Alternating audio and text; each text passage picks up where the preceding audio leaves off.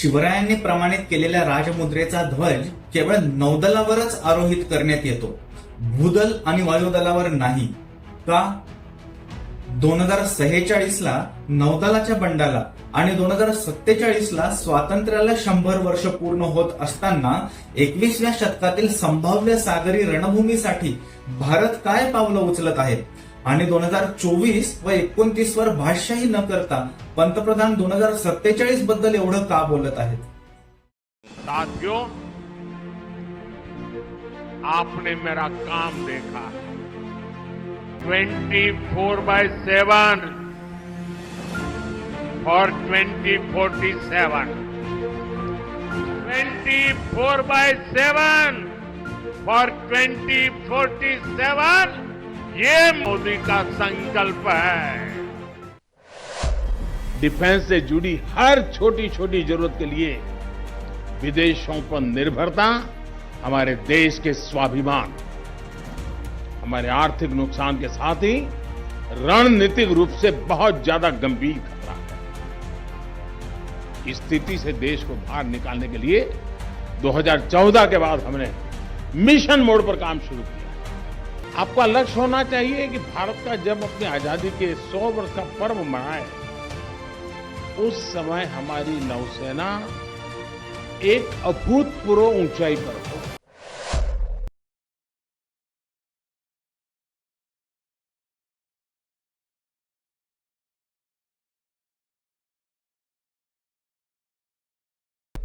मागील आठवड्यात संरक्षण मंत्री राजनाथ सिंह भारताच्या भविष्यवेधी आराखड्याचा ट्रेलर जाहीर करताना सांगतात की मोदी 3.0 म्हणजे मोदींच्या तिसऱ्या टर्म मध्ये भारत तिसरी विमानवाहू युद्धनौका बांधायला घेणार आहे आणि एवढ्यावरच न थांबता येत्या काळात हा आकडा आणखीन 5 ते 6 ने वाढणार आहे. ही बातमी यासाठी महत्वाची आहे की लष्करी आणि आर्थिक अशी हार्ड पॉवरची प्रामुख्याने 2 भागात विभागणी होते, परंतु जागतिक सत्ता केंद्राची कळसूत्री या दोहोंच्या संगमात दडलेली आहे. 21व्या शतकात सशक्त राष्ट्रांच्या शर्यतीत सार्वभौमत्वाची लिटमस टेस्ट पास करताना जागतिक अधिपत्याचा निकष अधिकाधिक ठळकपणे आजमावला जात आहे. त्यामुळे संरक्षण क्षेत्राची वाढती आर्थिक उलाढालच येत्या काळात आर्थिक क्षेत्राचे संरक्षण करू शकेल. मागील व्हिडिओत राजनाथ सिंहांनी म्हणल्यानुसार आज आपण बायर वरून बिल्डर नेव्ही तर झालो आहोत, परंतु त्याला एक्सपोर्टर नेव्ही बनवल्याखेरीज देशाचे संरक्षणात्मक डावपेच आणि अर्थकारणाचे सूत्र दोन्ही अपरिपक्वच राहतील. गेल्या आर्थिक वर्षात $778 बिलियन एवढा भारताचा एक्सपोर्ट होता आणि त्यात केवळ $2.63 बिलियन एवढाच संरक्षण क्षेत्राचा वाटा आहे, म्हणजे अर्ध्या टक्क्याहूनही कमी. जोपर्यंत हा आकडा 10 ते 15% जात नाही तोपर्यंत आपण खऱ्या अर्थाने डिफेन्स एक्सपोर्टर म्हणून गणलोच जाणार नाही. त्यामुळे अर्धा टक्क्यावरून 10% झेप घ्यायला आधीच्या सरकारांच्या स्पीडने 200 ते 250 वर्ष लागली असती, परंतु पंतप्रधानांनी हे टार्गेट 2047 पर्यंतच पूर्ण करण्याचं उद्दिष्ट डोळ्यांसमोर ठेवलेलं आहे. ज्या अस्थिरतेने वैश्विक संरचना दिशाहीन वाटचाल करत आहेत ते पाहता आजच्या महासत्ता अंतर्गत यादवीच्या उंबरठ्यावर येऊन पोहोचत आहेत. हे सारं निर्देशित करतं की 2050च्या दशकात एक मोठी जागतिक पोकळी निर्माण होऊ घातली आहे आणि त्याच्या आत पंतप्रधानांनी भारताला सशक्त, स्वावलंबी आणि सामर्थ्यवान बनवण्याची डेडलाईन 2047 आखून दिलेली आहे. त्यामुळे मोदी 3.0 मध्ये घेतल्या जाणाऱ्या निर्णयांचा परिणाम प्रामुख्याने 2047 नंतर दिसायला लागेल. रणभूमीचा अभ्यास करताना कळतं की डोकलाम, गलवान या चकमकी चीनने आपल्या सीमेवर घडवून आणल्या तर त्याला उत्तरही आपल्याच सीमेवर द्यावं लागतं. पाकिस्तानने उरी पुलवामा घडवला तर त्यासाठीही प्रत्युत्तर त्याच काश्मीरच्या खोऱ्यात द्यावं लागतं.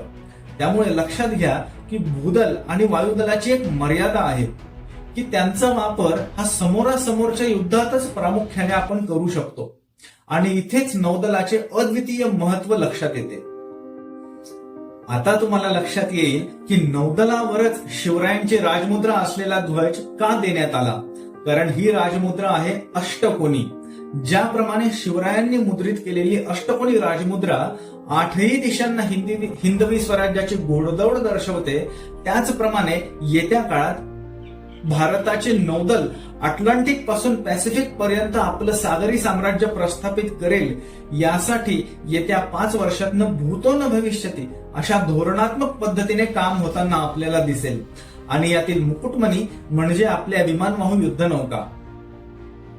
आता या अष्टदिशा विभूषित नौदलाचं वेगळेपण असं की उद्या समजा चीनने त्याची एखादी विमानवाहू युद्धनौका मालदीवमध्ये आणली तर याचे समाधान काही चर्चा करून किंवा केरळ कन्याकुमारी पाशी नौदल आणून निघणार आहे असं वाटतं तुम्हाला? उलट आपण सुद्धा आपली युद्धनौका दक्षिण चीन सागरात नेऊन ठेवत नाही तोपर्यंत चीनही त्याची युद्धनौका मालदीव मधून मागे घेणार नाही. गनिमी क्यावाचे सगळ्यात जास्त प्रयोग येत्या काळात याच सागरी रणभूमीवर करावे लागणार आहेत. शिवाय चीनच्या उपद्रव मूल्यामुळे त्याला गुंतवून ठेवायला भारत, तैवान, फिलिपाईन्स, व्हिएतनाम इत्यादी राष्ट्रांचे एकमत असल्यास आपण या राष्ट्रांना एक आपली विमानवाहू युद्धनौका संयुक्त कराराने विकू शकतो. यात तर उलट आर्थिक आणि धोरणात्मक अशा दोन्ही आघाड्यांवर मोर्चे बांधणीची विन विन सिच्युएशन भारताला लाभ होईल. पण हे सत्यात उतरवण्यासाठी आधी भारताने जवळजवळ 100% आत्मनिर्भर झालेला हवा आहे. त्यामुळे संरक्षणावरची गुंतवणूक वाढवणे, अष्टदिशांना आपल्या विमानवाहू युद्धनौका तैनात असणे किंवा इतर राष्ट्रांना एक्सपोर्ट करून आपण जागतिक पटलावर भारताची संरक्षण सिद्धतेचे प्रदर्शन करू शकतो, ज्यामुळे युद्धाची शक्यता अधिकाधिक कमी होऊन शाश्वत जागतिक स्थैर्यासाठी भारताचे योगदान अत्यंत निर्णायक ठरणार आहे. आता थोडीशी आकडेवारी समजून घेऊ तर भारताकडे आज 45,000 टन क्षमतेच्या 2 विमानवाहू युद्धनौका आहेत, स्वदेशी INS विक्रांत आणि रशियन INS विक्रमादित्य. शिवाय 65,000 टनची INS विशाल सुद्धा रांगेत आहे. परंतु विक्रमादित्य येत्या 5 ते 6 वर्षात रिटायर करावी लागत असल्याने विक्रांत श्रेणीची दुसरी 45,000 टनची नवी युद्धनौका लवकरच भरती करणे अनिवार्य आहे, ज्याची घोषणा राजनाथ सिंहांनी मागच्याच आठवड्यात दिली. आता हा तक्ता पहा. सद्यस्थितीला अमेरिकेकडे सगळ्यात जास्त 11 विमानवाहू युद्धनौका असून दुसऱ्या क्रमांकावर चीनकडे 3 अशा विमानवाहू युद्धनौका आहेत. फ्रान्स, इंग्लंड, इटली यांच्याकडे सुद्धा भारताप्रमाणेच 2-2 युद्धनौका आहेत. परंतु खरा फरक श्रेणीमध्ये लक्षात येईल. अमेरिकेकडे फोर्ड क्लासची क्षमता 1,00,000 टन आणि निमिट्स क्लासची क्षमता 90,000 टन एवढी असून चीनकडे फुजियानची क्षमता 80,000 टन तर शेंडोंगची क्षमता 70,000 टन एवढी आहे. इंग्लंडच्या एलिझाबेथची क्षमता सुद्धा 65,000 टन आहे आणि भारताच्या विक्रांत श्रेणीची क्षमता 45,000 टन एवढीच आहे. त्यामुळे जोपर्यंत आपण 1,00,000 टनची युद्धनौका बांधत नाहीत तोपर्यंत या शर्यतीत आपण कुठेच गणलो जाणार नाहीत.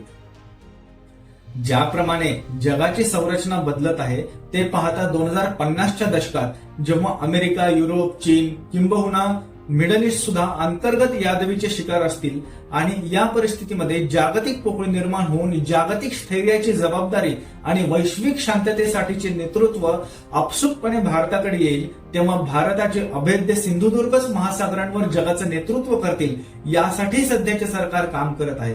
परंतु हे तेव्हाच शक्य आहे जेव्हा आपल्याकडे अणुऊर्जेवर चालणारी विमानवाहू युद्धनौकांची फौज असेल. सध्या अमेरिका सोडली तर भारतासह इतर सर्व राष्ट्रांना इंधन भरण्यासाठी वारंवार किनाऱ्यावर यावे लागते. परंतु इथेच जर अणुऊर्जेवर चालणारी युद्धनौका असेल तर एकदा का तिला सागरात उतरवलं की पुढचे 20 वर्ष इंधनाची सोय झाली. आता लक्षात घ्या की अशी एखादी विमानवाहू युद्धनौका आपण 20 वर्ष दक्षिण चीन सागरात नेऊन ठेवली तर हा आपला सागरी किल्लाच झाला नाही का? मग कोणाची काय टाप आहे आपल्या सिंधुदुर्गासमोर? परंतु आपल्याला या गोष्टी त्वरेने साधता आल्या पाहिजेत. प्रसंगी तंत्रज्ञान विकसित करत वेळ घालवण्यापेक्षा सरळ ते तंत्रज्ञान विकत घेऊन किंवा टेक्नॉलॉजिकल ट्रान्सफर इन काइंडच्या माध्यमातून विमानवाहू युद्धनौकांची 2 आकडी फौज अष्टदिशांना रुजू केल्याखेरीज भारताला कॉम्पिटिटिव्ह एज म्हणजे स्पर्धात्मक आघाडी मिळणार नाही. नुकतेच फ्रान्सची एक बातमी होती म्हणून सांगतो की फ्रान्सनी सध्या 75,000 टनची अत्याधुनिक विमानवाहू युद्धनौका 2030 पर्यंत बनवण्याची योजना आखली आहे. या संधीचा भारत दुहेरी लाभ घेऊ शकतो. फ्रान्सच्या विमानवाहू युद्धनौकेसाठीच्या अणुऊर्जा तंत्रज्ञान कार्यक्रमात भारत आणि फ्रान्स संयुक्तपणे सहकार्य करू शकतात, संयुक्तपणे काम करू शकतात, जेणेकरून दोघांचाही वेळ आणि कष्ट निम्मे निम्मे होतील. शिवाय त्याला मेक इन इंडिया अंतर्गत चालना दिली तर फ्रान्ससाठीही ते स्वस्तात पडेल आणि भारतीय संरक्षण अर्थव्यवस्थेला आणि रोजगार क्षेत्रालाही चालना मिळेल. इथे फ्रान्सचे एक उदाहरण म्हणून सांगितलं. असे आपण आणखी पर्याय सुद्धा नवीन तयार करू शकतो. परंतु एवढे मात्र नक्की आहे की भारताचे डिफेन्स सेक्टर प्रामुख्याने नौदल गिअर बदलते आहे आणि बिल्डर नेव्ही वरून एक्सपोर्टर नेव्ही सुद्धा लवकरच अस्तित्वात येईल. भविष्यात या विमानवाहू युद्धनौकांचे जाळे जेवढे पसरेल आणि आज आपण जेवढ्या युद्ध पातळीवर काम करू तेवढी येत्या काळात युद्ध न होण्याची शक्यता अधिक आहे. अख्खी कोकण किनारपट्टी शिवरायांनी सरखेल कान्होजी आंग्रेंच्या सहाय्याने जलदुर्गांनी व्यापली होती. त्यामुळे विदेशी आक्रमण गोव्यात किंवा गुजरातमध्ये गेलं पण महाराष्ट्रात बराच काळ येऊ शकलं नाही. परंतु ज्याप्रमाणे पुढे आंग्रे बंधूंमधील सत्ताधारी आणि प्रतिस्पर्धी अशी यादवी उफाळून आली आणि कोकणात ब्रिटिशांचा चंचू प्रवेश झाला, त्याचप्रमाणे भारतातील सत्ताधारी आणि विरोधी पक्ष यातील मतभेद यादवीचे स्वरूप तर घेत नाहीत ना, यावर लोकशाही म्हणून आपली बारीक नजर असणे अत्यंत आवश्यक आहे. भारताचा व्यापार, भारताचे संदेशवहन, भारताचे संरक्षणात्मक डावपेच या साऱ्याच्या केंद्रस्थानी 2047 पासून पुढे विमानवाहू युद्धनौकांचे अनन्यसाधारण महत्व असणार आहे. त्यामुळे बदलत्या काळात जागतिक अधिपत्याचा निकष ध्यानात ठेवून देशाचे सार्वभौमत्व अबाधित राखण्यासाठी भारत अष्टदिशांना सिंधुदुर्ग उभा करतो आहे. हा शिवरायांचा वारसा येत्या 25 वर्षात याची देही याची डोळा पाहण्याचे भाग्य आपल्याला लाभो, यासाठी आपण सुद्धा 24/7 फॉर 2047 काम करण्याचा संकल्प करूया. कोणास ठाऊक आपल्यापैकीच कोणाची मुलगी मुलगा उद्याच्या सिंधुदुर्गांचे किल्लेदार होतील. नमस्कार.